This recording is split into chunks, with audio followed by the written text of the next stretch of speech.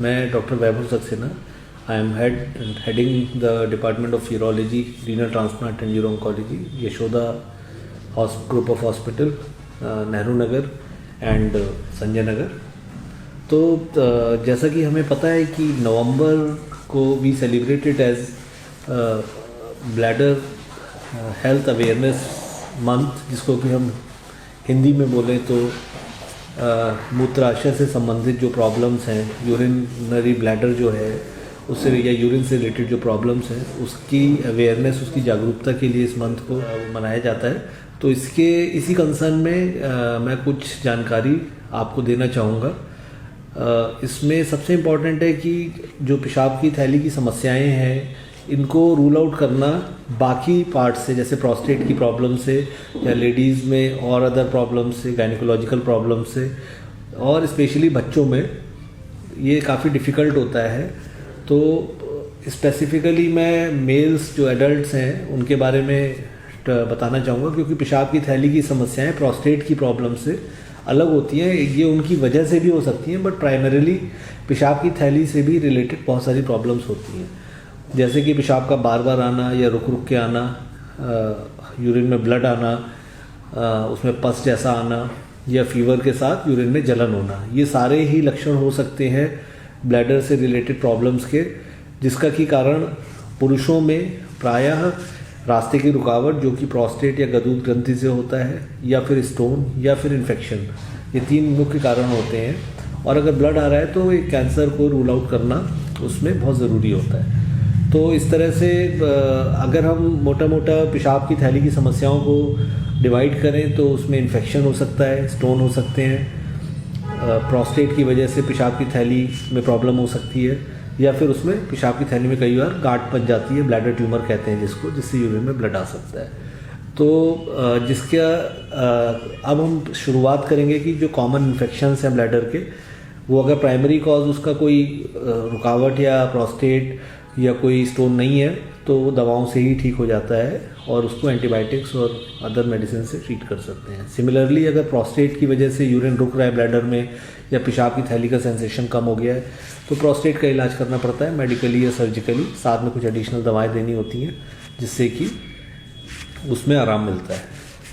अब अगर यूरिन में ब्लड आता है तो ये एक बहुत ही इंपॉर्टेंट सिम्टम है, स्पेशली यंग लोगों में भी, और यंग पुरुषों में भी, जवान पुरुषों में भी, और ओल्ड पर्सन्स में भी।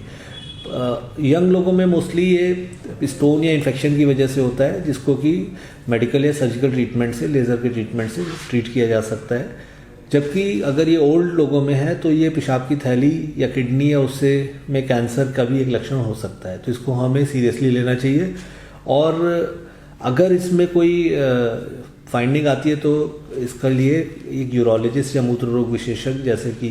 होते हैं उनको दिखाना चाहिए, डॉक्टर को दिखाना चाहिए, जो कि फर्दर सीटी या पेट सीटी करा के इसको पकड़ सकते हैं। अगर ये अर्ली स्टेज में पकड़ा जाता है तो इसका कंप्लीट ट्रीटमेंट अवेलेबल है, और उसके बाद पेशेंट पूरा एक नॉर्मल लाइफ जी सकता है।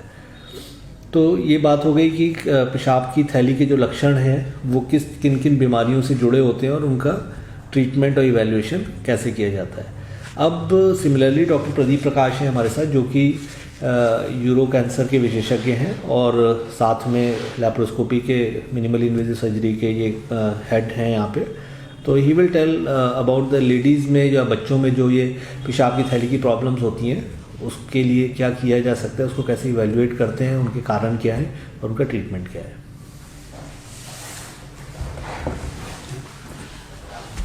गुड आफ्टरनून, मेरा नाम डॉक्टर प्रदीप प्रकाश है। मैं यशोदा सुपर स्पेशलिटी हॉस्पिटल में कंसल्टेंट यूरोलॉजी के पोस्ट पे and as a uro oncologist मैं यहाँ काम कर रहा हूँ। जैसे कि डॉक्टर वैभव ने आपको बताया कि ये मंथ जो है तो ब्लैडर हेल्थ मंथ है, और इस रिगार्डिंग जो है तो इन्होंने ब्लैडर अवेयरनेस में as a part of this इन्होंने बहुत सारी चीज़ें जैसे stones, infection, even bladder tumours के बारे में भी आपको बताया। कुछ बातों के बारे में जैसे जो स्पेसिफिक, जैसे फीमेल्स में और बच्चों में। फीमेल्स में ब्लैडर से रिलेटेड सिम्टम्स बहुत ही कॉमन है, स्पेशली ओल्ड एज फीमेल में। जब फीमेल जो है तो आफ्टर 45 या 50 की एज के बाद जब वो मेनोपॉज अटेन करती हैं तो उन जो पेल्विक मसल की वीकनेस जो होती है, जो कि एज रिलेटेड और हार्मोनल इम्बैलेंस की वजह से होती है, उसकी वजह से जो है तो कई बार जो है तो जो पेल्विक मसल की वीकनेस की वजह से यूरिन ब्लैडर का कंट्रोल वीक होना और यूरिन लीक होना, ये सब चीज़ें जो तो बहुत ही फ्रीक्वेंट होती है। ये प्रॉब्लम पुरुषों में उतनी ज़्यादा नहीं होती है, लेकिन महिलाओं में ये बहुत ही कॉमन है। और इसका सबसे कॉमन इसका कारण जो है तो यूरिन में इन्फेक्शन होना, बार बार जो है तो ब्लैडर में इन्फेक्शन होना है। ये ब्लैडर में इन्फेक्शन बार बार इसलिए होता है महिलाओं में, क्योंकि जो महिलाओं में जो मूत्राशय का जो स्ट्रक्चर है, जो एनाटॉमिकल स्ट्रक्चर है, वो इसलिए इस तरह से क्योंकि वो जो है तो यूरिन का रास्ता छोटा होता है, इसकी वजह से यूरिन में बार बार इन्फेक्शन होना बहुत ही कॉमन है। लेकिन ये इन्फेक्शंस, रिकरेंट इन्फेक्शन भी, ये सारे ट्रीटेबल हैं अगर टाइमली एक यूरोलॉजिस्ट से कंसल्ट अगर किया जाए, ताकि वो इस बारे में जो है तो हम इन्वेस्टिगेट करके प्रॉपर जो है तो हम प्रॉपर तरीके से जल्दी हम जो है इन्फेक्शन की ट्रीटमेंट्स और किस वजह से इन्फेक्शन बार बार हो रहा है। कई बार ये होता है कि ओवर एक्टिव ब्लैडर करके एक कंडीशन होती है, जिसमें कि जो खासकर महिलाओं में ज़्यादा होती है, जिसमें ब्लैडर के कॉन्ट्रैक्शन अनकंट्रोल होते हैं, उसकी वजह से भी यूरिन में बार बार इन्फेक्शन होता है। या यूरिन के रास्ते में जो है तो कुछ रुकावट की वजह से भी यूरिन में बार बार इन्फेक्शन होता है। या समटाइम्स इवन गायनेकोलॉजिकल प्रॉब्लम्स, जैसे कि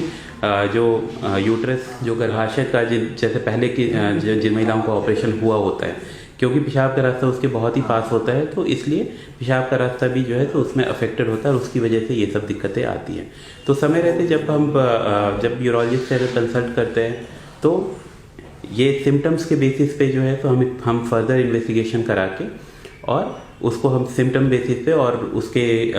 जो भी कारण पता करके फिर हम उसका टाइमली ट्रीटमेंट कर सकते हैं।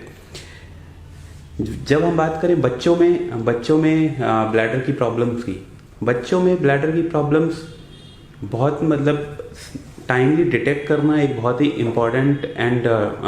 डिफ़िकल्ट टास्क है, क्योंकि बच्चों में सिम्टम्स बहुत ज़्यादा नहीं होते। बच्चे बताते नहीं कि उनको प्रॉब्लम क्या हो रही है।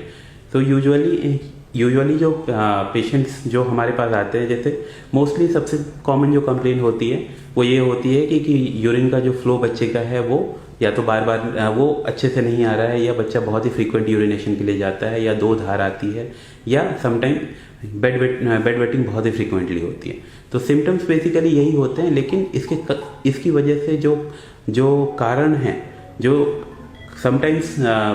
जो ऑब्स्ट्रक्शन है कभी कभी बहुत ही सीरियस भी हो सकते हैं, जो यूजुअली जैसे कि कॉन्जेनाइटल कंडीशंस होती हैं कुछ, जैसे कि कॉन्जेनाइटल पोस्टीरियर यूरेथ्रल वाल्व बच्चों में होता है, या कॉन्जेनाइटल स्ट्रक्चर जो यूरिन के रास्ते में रुकावटें होती हैं। ये इनका अगर टाइमली अगर इनको डिटेक्ट करके अगर इंटरवेंशन अगर नहीं किया जाए तो ये ब्लैडर की जो स्ट्रेंथ है उससे वीक हो सकती है। और लॉन्ग टर्म में जो किडनीज भी, जो गुर्दे हैं, वो भी प्रेशर से जो है तो बैक प्रेशर से किडनीज भी खराब हो सकती हैं। तो इस जो बच्चों में खासकर अगर कोई भी अगर ये इस तरह के अगर कुछ भी सिम्टम्स आते हैं तो टाइमली आपको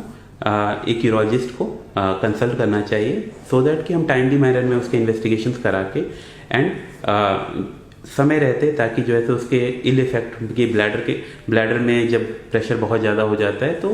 इवन जो है तो किडनीज भी खराब होने का खतरा होता है। तो इस सब खतरों से टाइमली जो है तो इसको इंटरवीन करके इससे बचा जा सके।